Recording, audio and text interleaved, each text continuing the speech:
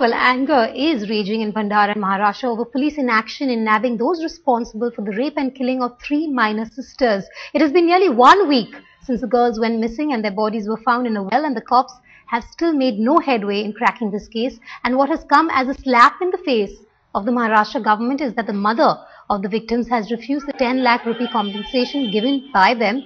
The mother works as a domestic help and she has been crying out for justice for her 3 daughters. She is demanding justice for her girls, saying nothing short of hanging will do for the culprits. As the accused roam free, the blame game over who will really take responsibility for the lax response has already shamefully begun.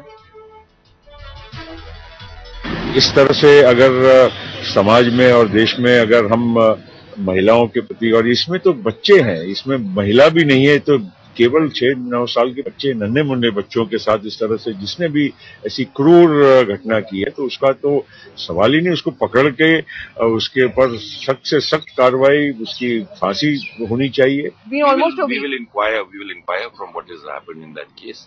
As you know, it is a state subject policing.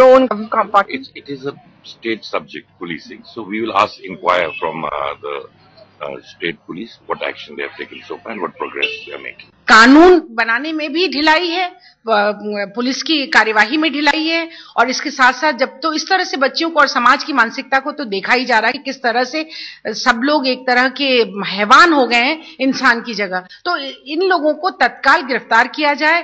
कभी भी अगर कोई report गुमशुदा बच्चों की आती है तो उनकी तलाश के लिए पुलिस को तत्काल कोशिश करनी चाहिए।